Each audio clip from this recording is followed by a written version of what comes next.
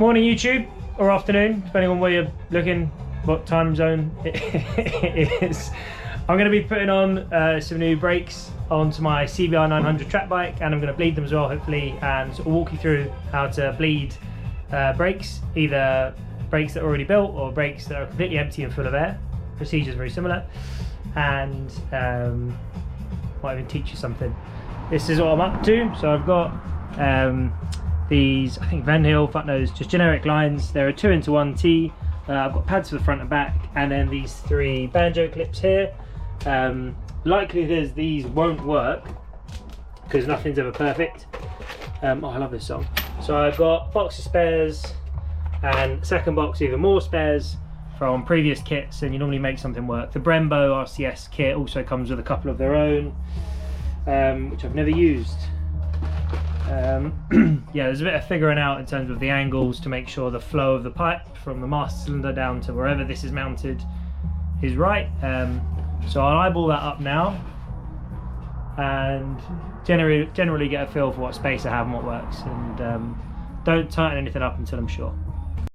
So first job hasn't gone amazingly well. I need a banjo bolt like this to go into the RCS master cylinder, threads on the bottom.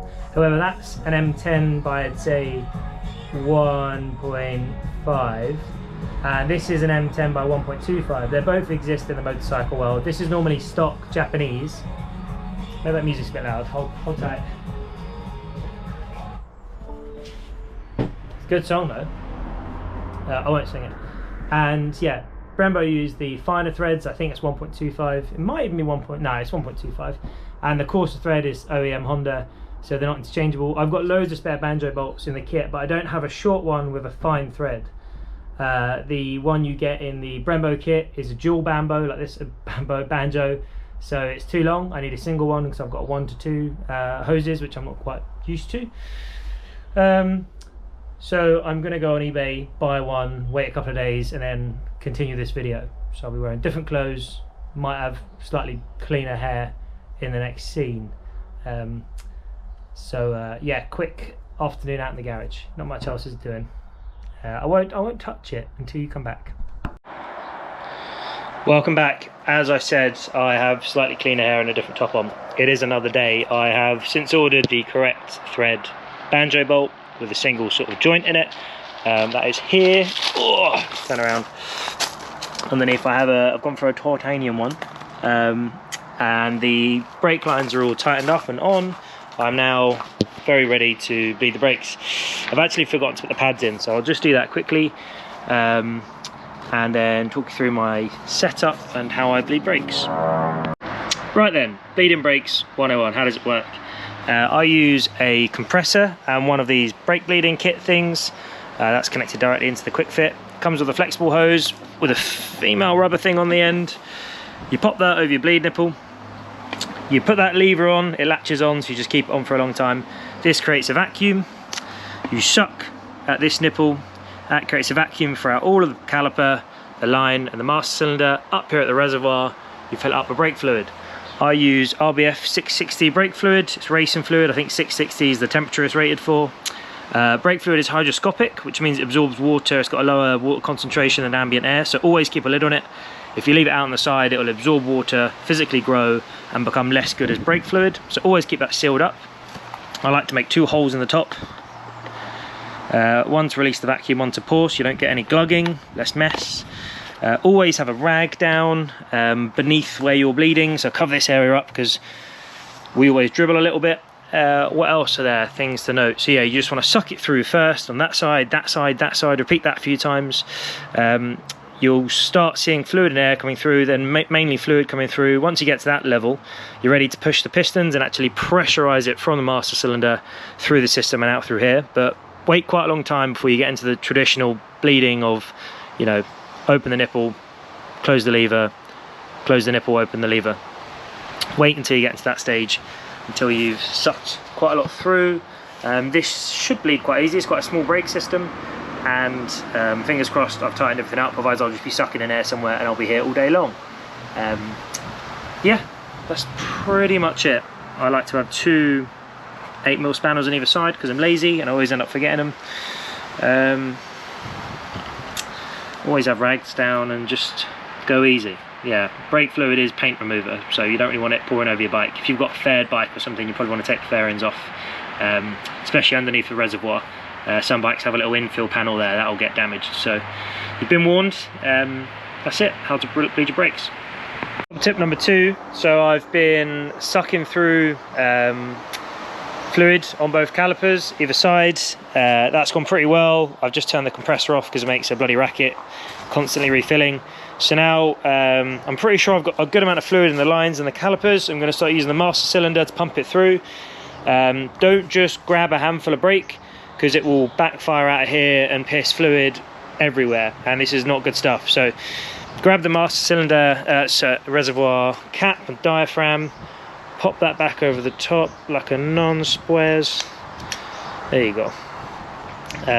Yeah, make sure that's covered before you go pumping this.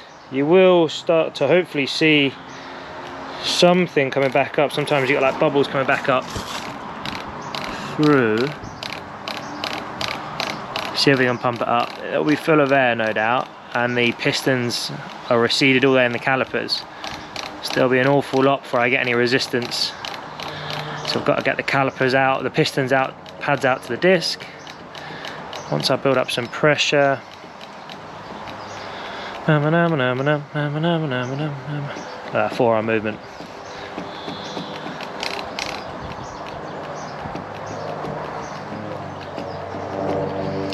No, she's not having it. Alright, okay. Still nothing yet. So I'll pop the vacuum on this nipple now, bleed it through the piston, make sure the master cylinder's full, and then just keep on continue what I'm doing really. It's a bit of an iterative process, this going from this to that, top to bottom. Just make sure the reservoir's topped up, and we will get there eventually. Okay, I think we're basically there.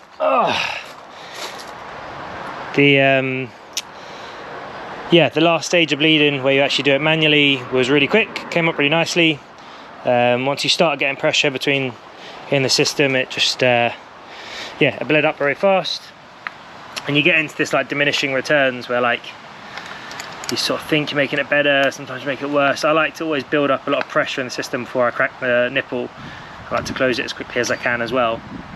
It's got like a quick squirt of hopefully solid brake fluid out, but no, it feels good. For reasons I don't understand, you should always leave the front master cylinder cable tied on, so the lever engaged overnight or as long as you can, and it will just feel better. I don't know whether it's bleeding or I've never fully understood that, but it's true, it's not a wives' tale. So it feels good. Brakes always harden up a little bit, especially new pads, new discs, new lines, all these things have never been together before. They always get a little bit better than where they are, so it feels good enough here. It'll be really good by the time it goes down the road. I think it's small things like the vibration and stuff help bleed out the last few micro bubbles, God knows. But leave it zip tied up overnight, or as long as you can until you use it again, and then it'll feel like a brick shit house by the time you're done. So that's it, brakes bled. On to the next job, which is another video away. Pop it back in the garage now. Didn't spill too much, didn't use up my fluid, didn't fuck anything up, so it's been a nice good day. Ta-da! Quick note on the rear caliper. So it's a single piston rear caliper that slides to and fro on 2 pins here and here. You need to make sure this has been removed and any aluminium corrosion inside of here has been cleaned out, otherwise it won't slide freely. There's a spring in the bottom there that just pushes in. There's another metal plate that sits there that stops the pads eating away at the soft aluminium housing. It's kind of like a spring clip, but it's just resting on. I've just put some copper grease behind it to like stick it on, if you like. I always use rubber grease on the pins, bit of copper slip on the end of the calipers, there's no squealing. The pin and the retaining pin, I like to give a good dollop of copper slip before I push it through, and I sort of thread the copper slip all the way through so that the pads and I've got a nice free sort of greased up shaft to move along. Obviously it won't last 2 minutes because you'll jet wash the bike and stuff and clean it all away, but that's how I like to do my rear calipers. Pretty notorious for seizing up because they get a lot of crud and very little attention. So if you want to make sure your rear calipers working, or if you get really uneven pad wear, chances are the rubbers and the metal, or the metal's corroded, which has pinched the rubbers onto the 2 pins. But you can just refurb these. You can take it all apart, pull the rubbers out, put a soft wire brush or on a drill or something down, get rid of all the white aluminium corrosion, pop it all back together with a load of rubber grease, and it'll feel like new. So it's a nice thing to restore on pretty much every Japanese bike. They all have this sort of like single piston caliper, road bikes that is. Yeah, barely going to use this, so I'm just putting street pads in the rear. It's not worth putting race pads because I'm not a big rear brake user on track.